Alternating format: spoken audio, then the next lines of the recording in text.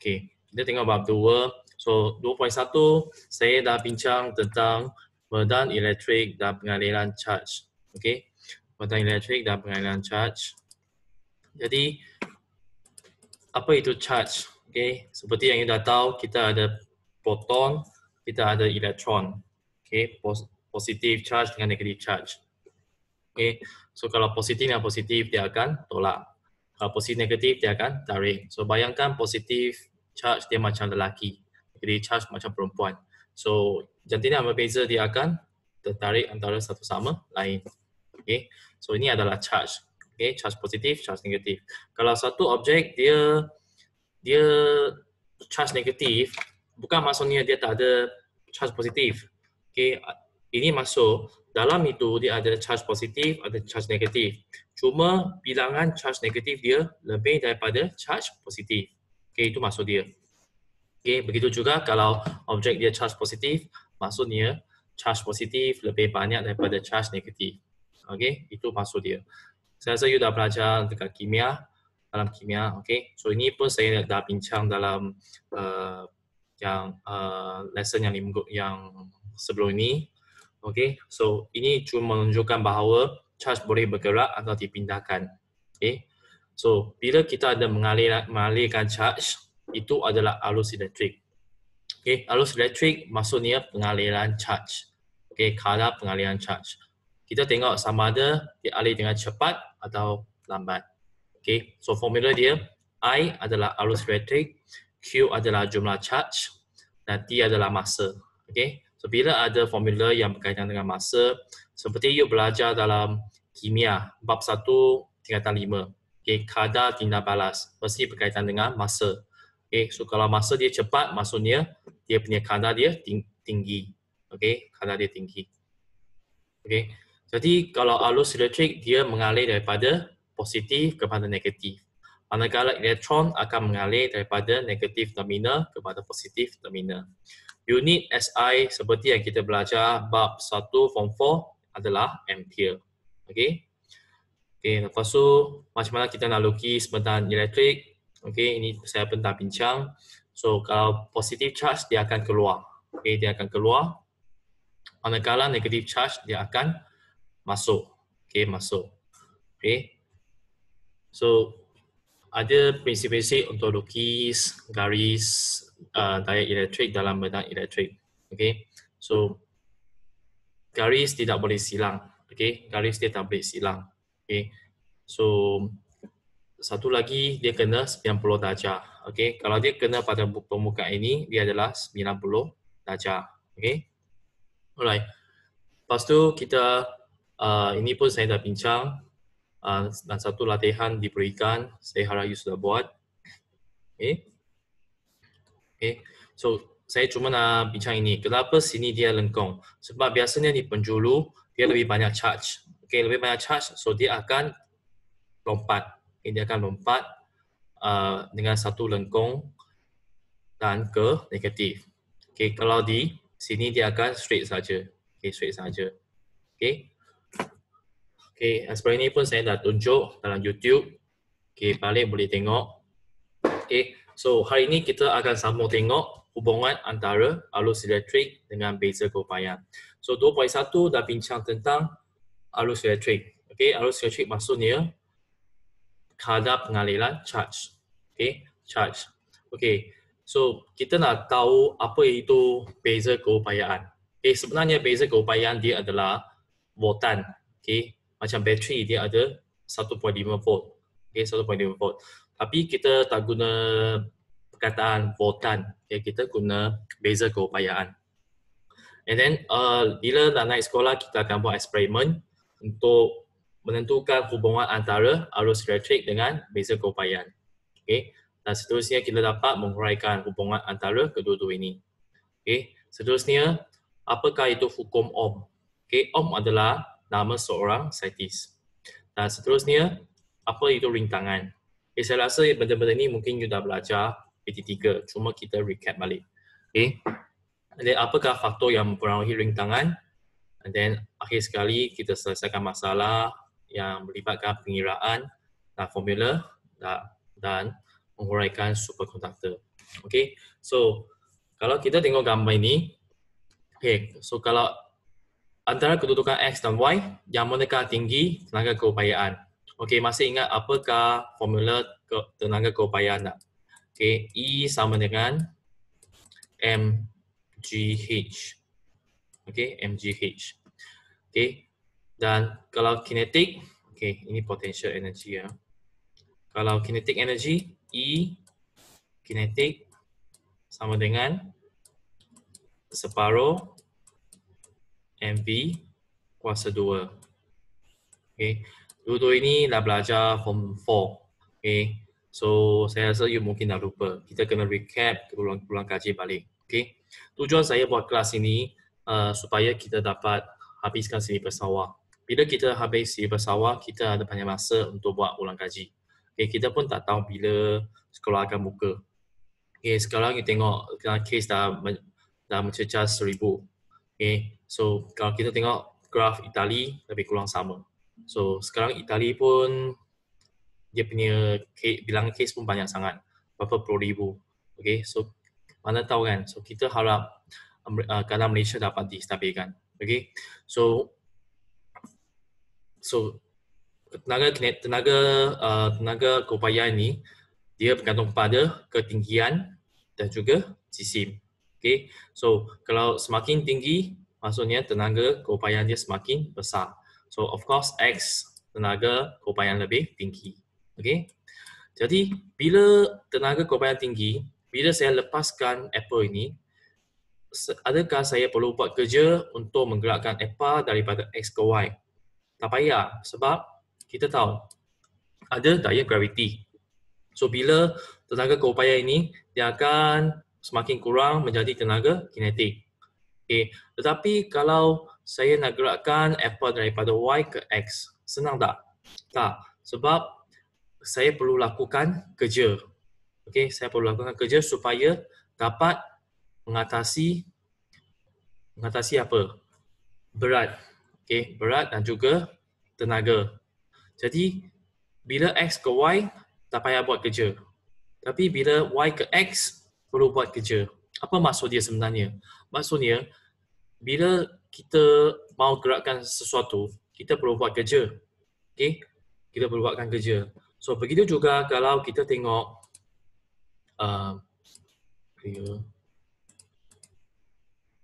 okay, kita tengok air ini. Okay, kerja diperlukan untuk menggerakkan sesuatu daripada keupayaan rendah ke keupayaan tinggi. Okay, so kalau kita tengok air ini, so kalau air dia mengalir daripada A ke B, memang senang.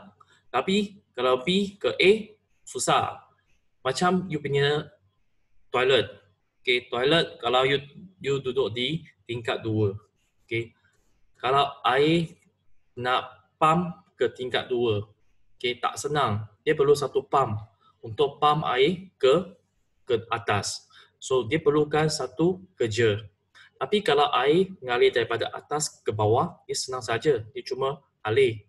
Okay, jadi bila ada perbezaan tekanan, okay, tadi perbezaan keupayaan, perbezaan tekanan yang akan menyebabkan kita perlu buat kerja. Okay, kalau daripada rendah ke atas, so kita perlu buat kerja supaya dapat mengatasi tekanan tersebut. Jadi sekarang kalau kita tengok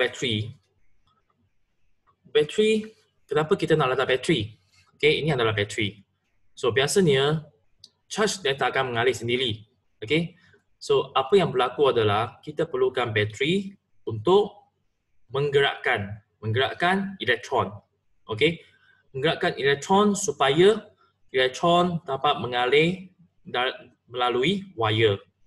Okay, elektron tak akan bergerak dalam wire sendiri, tak. So kita sambung ke bateri. Bateri ini dia macam satu pump untuk menggerakkan elektron. Okay, ingat elektron bergerak daripada negatif terminal ke positif terminal. Kalau arus elektrik daripada positif terminal ke negatif terminal. Okay, so bila elektron dia semakin bergerak, jadi lama kelamaan kita nampak akhirnya bateri akan mati. Okay, sebab apa? Sebab elektron dia mengalir daripada sini akhirnya ke sini. Okey, kalau you belajar kimia, kamu tahu bateri ini dia diperbuat daripada apa? Electrolyte kan. Okey. So, kalau you dah lupa, saya tunjukkan satu video. Okey, video ini berkaitan dengan macam mana bateri dia berfungsi. And inconvenient devices without wires or cables. So, biasanya kita perlu bateri untuk menggerakkan bateri. Sebab dalam bateri ada tenaga kimia.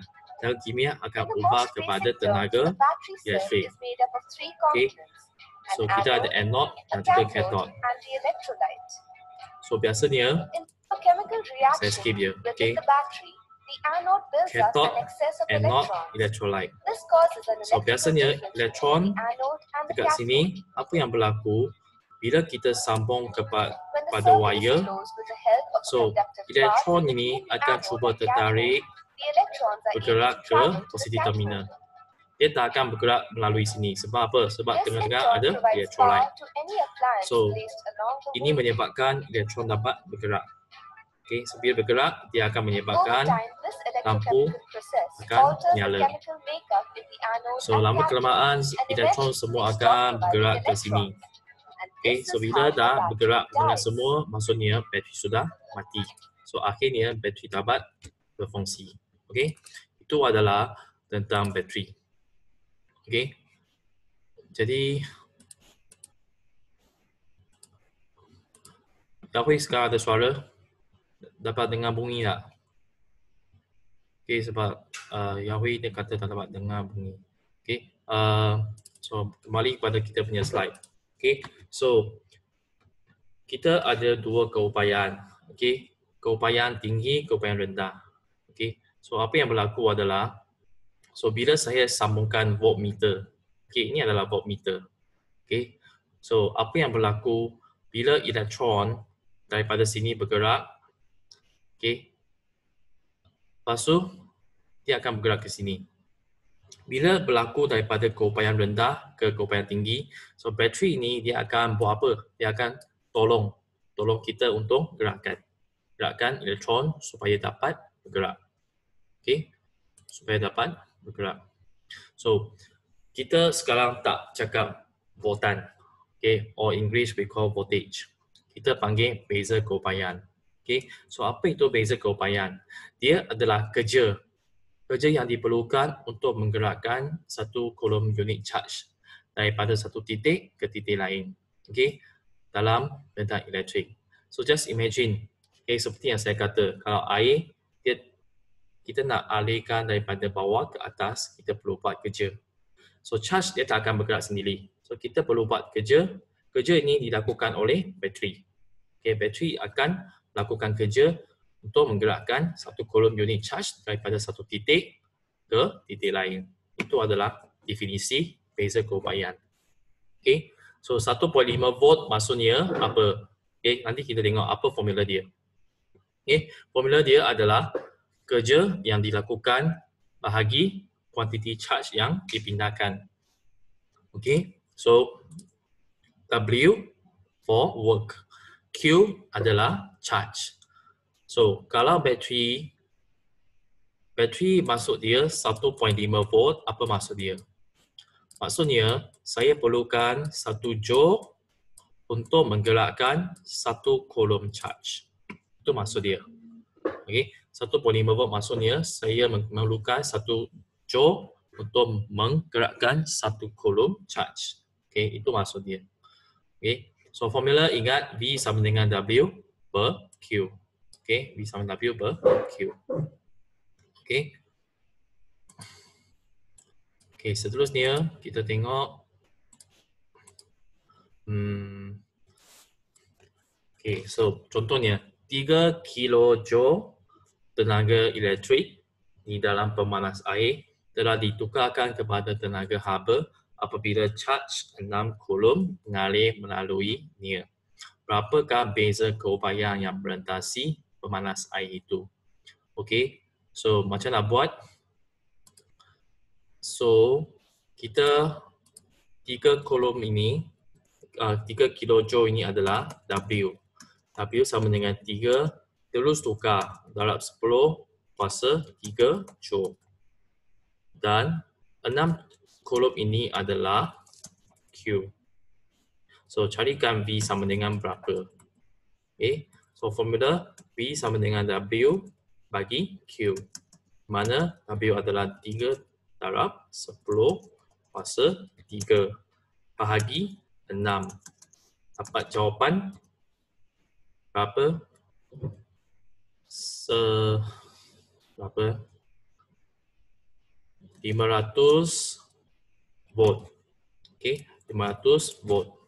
Okey, maksudnya ini adalah beza keupayaan bagi pemanas air. Okey, 500 volt. Okey. Okey. So ini senang ha. Okey. Okey, seterusnya. Okey. Selepas itu kalau siapa yang belajar, saya tak pastilah. Saya tak apa beza AK dengan JKT. Okey. Biasanya kita ada simbol-simbol ini. Okey. Simbol ini mewakili alat elektrik. Okey. Kita tak akan lukis sebenar, tapi kita lukiskan simbol supaya senanglah faham dan cuba dan juga jimat masa. So, ammeter, apa fungsi ammeter? Okay, ammeter bertujuan untuk mengukur arus elektrik. Okay, mengukur arus elektrik. Okay, so kita akan lukis A. Voltmeter mengukur beza keupayaan. Okay, ataupun voltan. Okay. Pasuk wayar penyambung wayar je lah. Okay. Okay, apa itu perintang? Okay, perintang dia adalah satu alat untuk menghalang arus. Okay. Dia menghalang arus elektrik. Okay. Okay, perintang. Okay, resistance. Okay, sel bukan biologi yang sel dalam badan bukan. Okay, sel ni maksudnya sel kering. Okay, iaitu bateri. Okay, switch. Okay, wire konstantan. Okay, wire konstantan dia beza sikit. Okay, dia bukan seperti wire biasa. Okay, dia macam wire logam. Okay, wire logam. Okay, dia tak macam ini ada pelapis, tak ada. Okay, dia memang wire. Okay, mentor adalah lampu. Okay, perintang boleh lalas sama dengan perintang. Cuma apa beza dia? Beza dia, perintang boleh lalas, saya boleh adjust berapa saya mau letak halangan itu. Okay, dia macam perintang ini dia satu. Okay, dia ada nilai tetap dia. Tapi perintang boleh lalas ini dia ada julat dia. Okay, contoh saya letak 1, 2, 3, 4, 5, 6, 7 pun boleh. Okay. Tapi perintang satu je, satu nilai saja, tak boleh ubah. Okay. Nanti kita akan tengok. Okay. Tengok apa beza dia. Okay. Okay. Seterusnya. So, simbol-simbol ni kamu kena ingat ya. Okay. So, bila kita mau ukur arus elektrik dan juga beza keupayaan. Okay. Bila kita mau sambung, dia ada cara yang berbeza. Okay. Kalau kita mau mengukur arus elektrik, ammeter ini dia kena sambung siri. Maksudnya kena sambung sekali dengan wire. Okay, kalau kita tengok bateri ini, okay, arus mengalir, lepas tu melalui switch, okay, lepas tu melalui ammeter, lepas tu melalui lampu, dan balik kepada bateri. Okay, dia mesti satu hala saja, one way. Okay, one way saja. Okay, so dia mesti sambung sama-sama. Okay, kalau letak sini pun boleh, letak sini pun boleh, tak kisah. Okay, asalkan dia dalam satu perjalanan yang sama. Okay, tapi kalau kita nak ukur beza keupayaan ataupun voltan, dia ada lain cara dia. Okay, sama kita ukur arus elektrik melalui ini. Tapi kalau kita nak ukur, contohnya nak ukur berapa beza keupayaan di antara lampu. Maksudnya ada berapa. Daripada sini ke sini berapa. So kita sambung secara selari. Okay. Kita tak boleh sambung dengan siri. Okay. Kita sambung dengan selari. Maksudnya kita terkeluar satu wire yang berbeza untuk mengukur beza keupayaan antara dua titik ini. Okay. Saya tunjukkan satu contoh mungkin you senang nak faham. Okay. Okay. So ini adalah satu apps. Okay. Okay, saya letak bateri. Okay, bateri ya. Okay, bateri dia nilai 9.0 volt. Saya letakkan wire. Okay, saya letakkan wire. Okay, saya letak wire lagi. Wire lagi. Okay. Okay, saya letak lampu. Okay. Okay, 10 ohm ini nanti saya terangkan apa itu. Okay. And then saya letak wire lagi. Saya letak switch. Saya letak wire. Okay. And then saya letak wire. Okay. Okay, so bila saya cuba on, okay, onkan switch, so memanglah dia akan mengalir. Okay, so you tengok kalau E yang biru ini adalah elektron. Elektron mengalir daripada mana? Daripada sini positif, sini negatif. So daripada negatif pergi ke positif. Kalau kita tengok arus mengalir daripada positif kepada negatif. Okey. Okey, sekarang kita nak ukur arus elektrik. Okey. So bila kita nak ukur arus elektrik, saya akan potong sikit. Okey.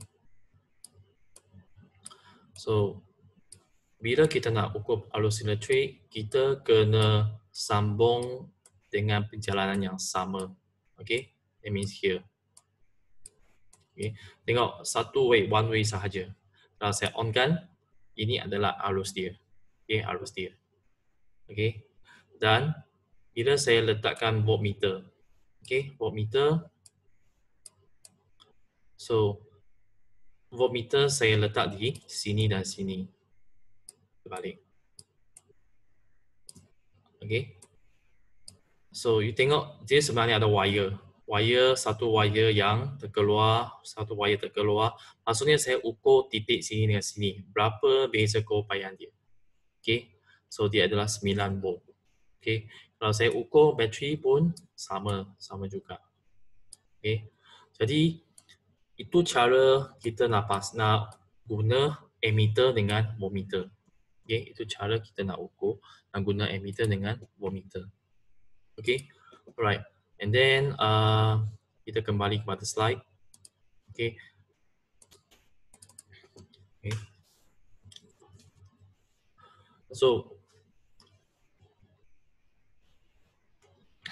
untuk sebelum ini saya kena terangkan formula. Ini eksperimen kita akan buat nanti. Okay. Formula. Okay. Hukum Ohm. Okay. Hukum Ohm adalah nama saintis. Okay.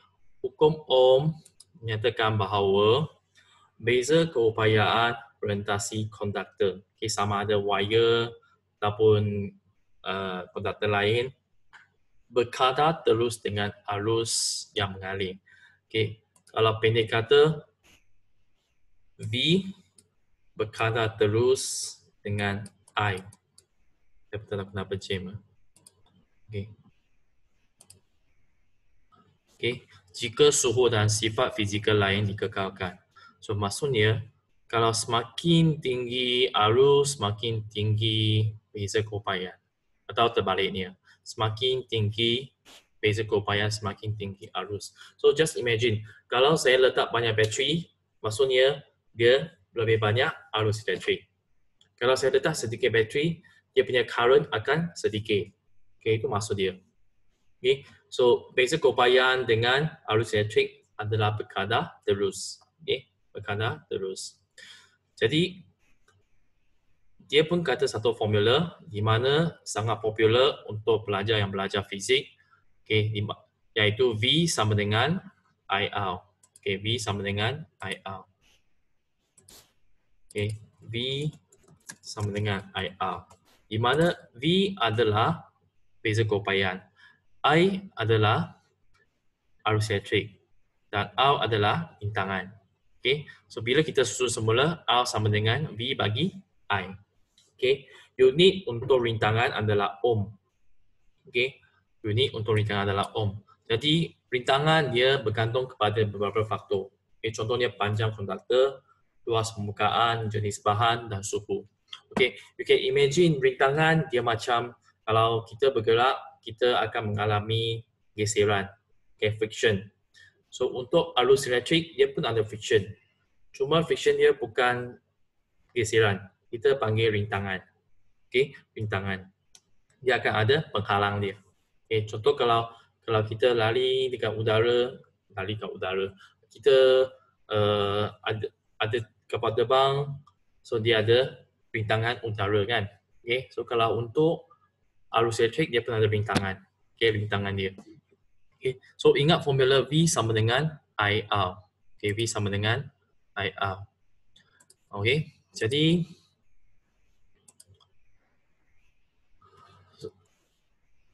Jadi dia ada satu eksperimen. Kita akan buat waktu sekolah. So dia akan mengkaji dua-dua ini. Contohnya kita tengok hubungan antara arus elektrik dengan beza keupayaan. Itu adalah nama topik kita. So kalau bateri bertambah, apa yang berlaku kepada arus elektrik? So bateri bertambah maksudnya beza keupayaan bertambah. Bila beza keupayaan bertambah, so maksudnya arus elektrik akan bertambah. Arus elektrik bertambah maksudnya kecelaan akan lebih tinggi. So kecelaan mentor penyala berbeza. Semakin arus yang mengalir berbeza. So semakin tinggi arus elektrik, semakin cerah mentor menyala. So kalau semakin tinggi arus, semakin tinggi beza keupayaan. Oleh itu semakin banyak kerja dilakukan untuk tukar tenaga elektrik kepada tenaga cahaya dan abu. So means in short, kalau kita nak tulis, kalau I bertambah, V bertambah. V bertambah, so intensity kecerahan pun bertambah. Bertambah juga. Itu maksud dia. So lebih banyak tenaga. Tenaga akan bertambah.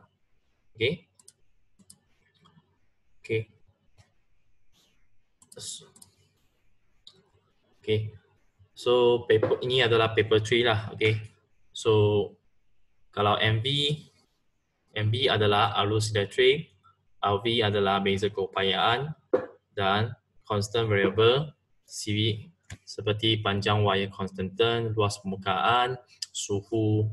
Ini adalah CV. So ini kita akan buat eksperimen naik sekolah lah. Saya tak akan bincang banyak. So apa yang kita akan nampak adalah, so bila arus semakin besar, so kita akan dapat voltan yang semakin tinggi. Dan kita boleh lukiskan graf lah. Lukiskan graf. Ini saya akan terangkan waktu sekolah. So kesimpulan dia, beza keupayaan berkaitan terus dengan arus yang melalui dia. Ini kita boleh buat nanti. Apakah faktor-faktor dia? So you bayangkan arus elektrik seperti apa? Seperti air. Seperti air. So kalau panjang dawai besar, maksudnya you kena lalu dengan lebih jauh. Kalau air kena mengalir lebih jauh, so dia akan mengalami banyak rintangan. Banyak rintangan. So kalau lebih panjang, rintangannya akan lebih tinggi. Kalau luas maksudnya kalau dia punya pipe, ini adalah nipis, ini adalah tebal, nipis tebal. So kalau dia punya luas dia besar, maksudnya lebih banyak air dapat mengalir. So begitu juga untuk arus elektrik, lebih banyak arus akan mengalir, so rintangan akan berkurang. Jenis bahan biasanya kita tak akan hafal lah, okay? Dia bergantung kepada kerintangan. So, kalau you tengok graf ini, Eureka, Constantan, Copper, okay? So, kalau Copper, dia punya rintangan akan rendah, okay? Akan rendah perbandingan Eureka dengan Constantan. Dan lagi sekali, kalau suhu dia tinggi, rintangan pun tinggi. Okey, kita stop sini dulu. Nanti kita sambung lagi sebab kita ada part 2, kita akan bincang latihan. Okey, so semua join balik link yang saya share. Okay, thank you.